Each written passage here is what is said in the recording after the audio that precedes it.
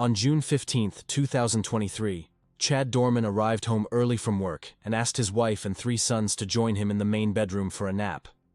After they lay down, Dorman opened his gun safe, took out a rifle and shot Hunter twice, killing him. His wife tried to help Hunter while instructing the other 2 boys to run for their lives. At that moment, the stepdaughter, who had been watching television, entered the room and witnessed the shooting. She chased after Clayton, urging him to keep running. Dorman pursued them into a nearby field, shot Clayton from behind, and then fired a fatal shot to his head. He carried Clayton's body back to the yard, while the stepdaughter returned inside, grabbed Chase and fled toward the road. Dorman chased after her, pointed the rifle at her, and ordered her to put Chase down. When he tried to shoot, the gun clicked empty. He was out of ammunition. Chase ran toward his mother, who was in the yard trying to save Clayton's life. The stepdaughter escaped and alerted a passing driver about what her stepfather was doing before running toward the nearby Monroe Township Fire Department for help. Dorman went back inside, carried Hunter's body outside, and laid him in the yard.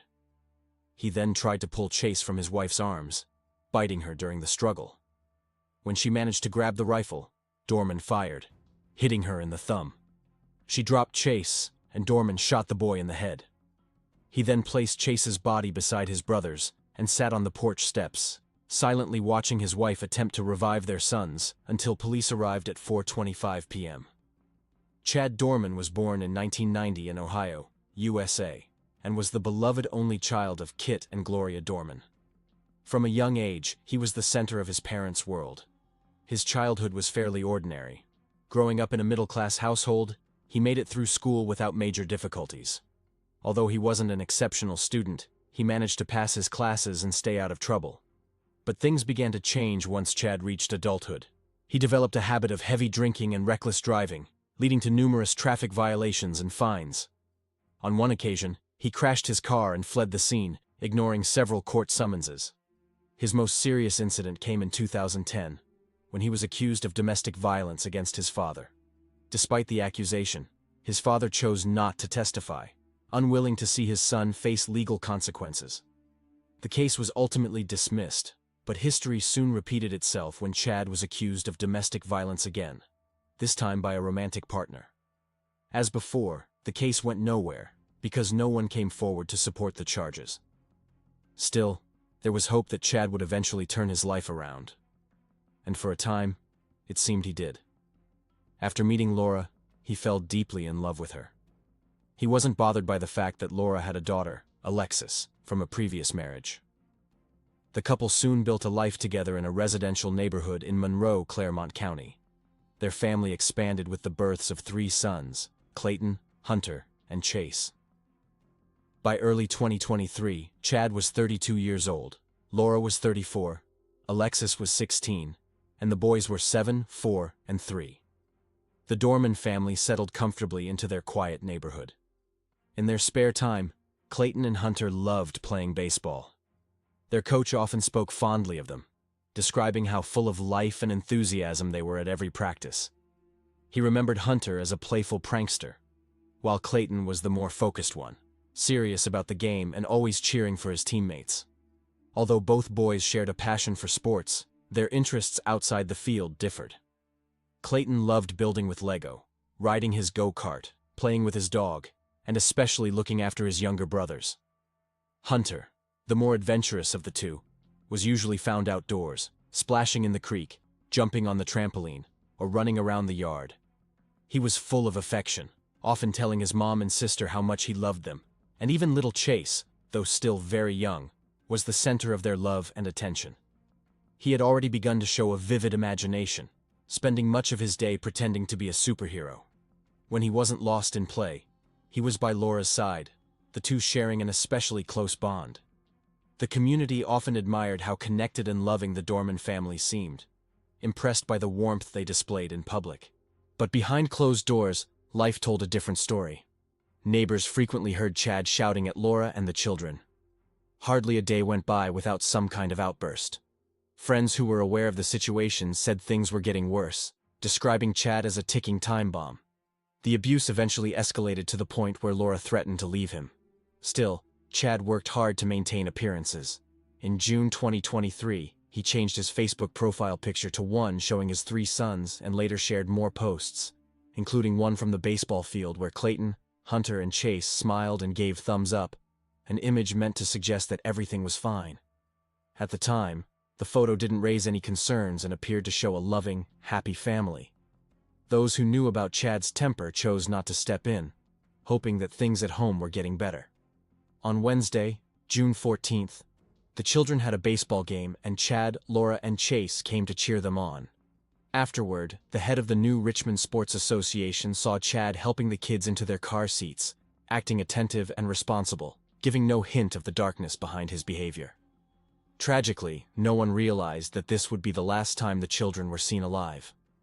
The following day, Chad returned home early from work and asked his wife and kids to join him in the master bedroom for a nap. While they rested, Chad's 12-year-old stepdaughter stayed in the family room, watching television, unaware of the horror about to unfold. After everyone had fallen asleep, Chad opened the drawer of his nightstand, revealing a small safe. From it, he took out a rifle. He then woke his 3 sons and lined them up, with Hunter standing in front.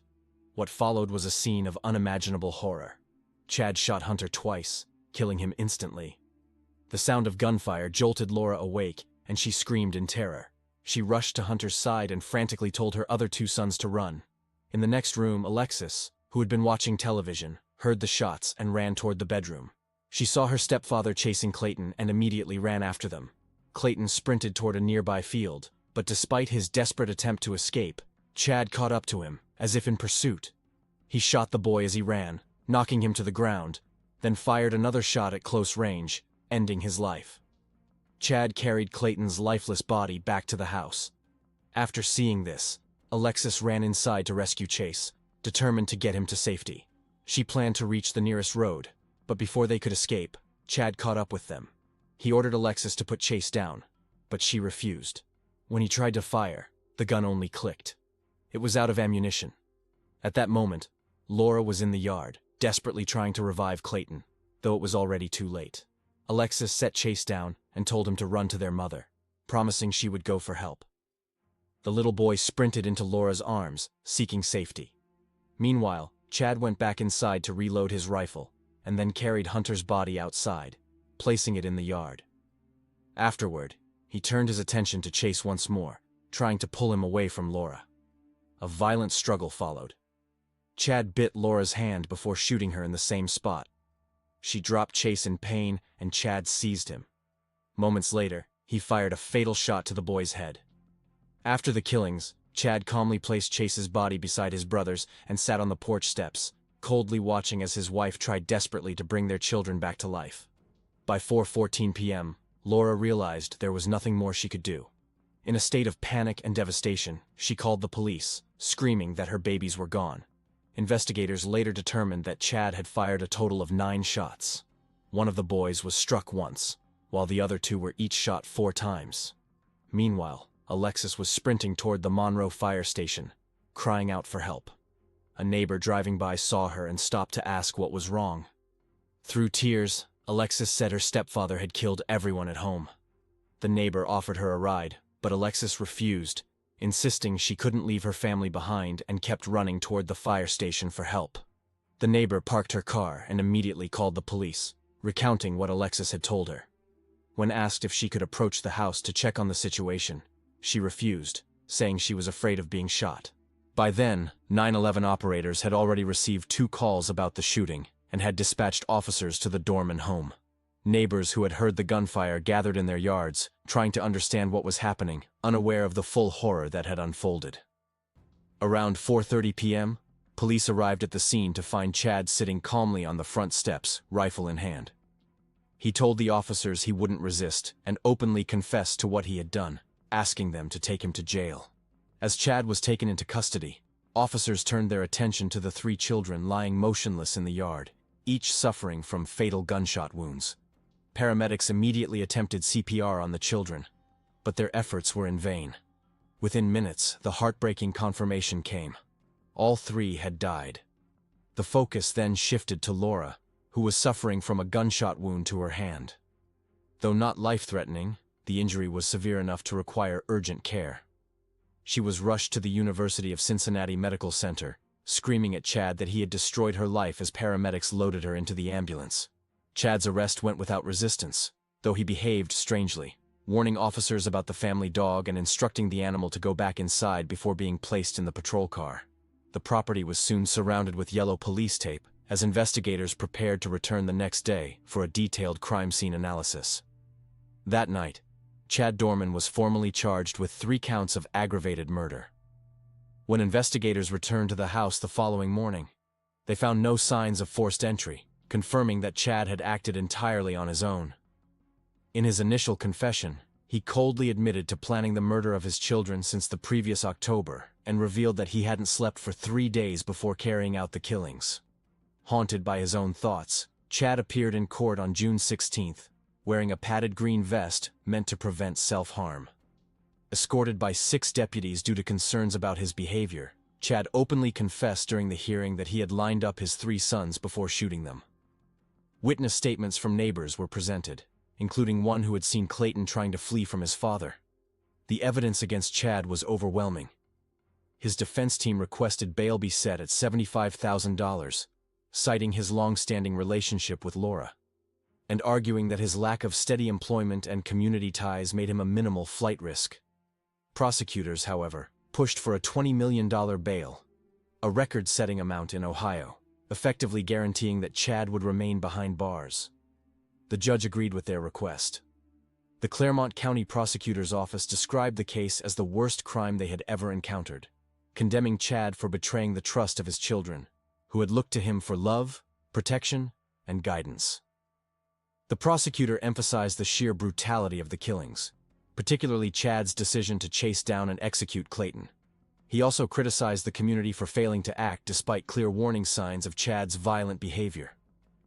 By the end of the hearing, Chad faced 9 counts of aggravated murder, 1 for each bullet fired, along with 8 counts of kidnapping and 4 counts of assault. He was sent to the Claremont County Jail as the investigation continued. On June 23rd, a grand jury formally indicted him on 21 charges, sparking public outrage when he entered a plea of not guilty.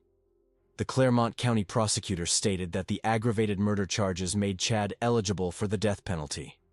He also pushed for the complete removal of bail, arguing that no amount of money could equal the gravity of the crimes. The case drew widespread media attention, with crowds gathering outside the courthouse demanding swift justice and harsh punishment. Public opinion after the hearing was deeply divided. Some supported the prosecutor's call for the death penalty, while others favored life imprisonment, believing Chad should live to face the weight of his actions every day. Still, nearly everyone agreed that he deserved the most severe punishment possible. Despite the nationwide outrage, Chad's father continued to stand by him, expressing shock and sorrow in interviews and describing his son's actions as the result of a sudden mental breakdown, contradicting Chad's own confession that the killings had been planned in advance. Meanwhile, Laura and her family were left to cope with unimaginable grief and the devastating aftermath. Alexis required psychological support to cope with the trauma she had endured, while Rachel, the children's aunt, launched a GoFundMe campaign to help cover funeral costs.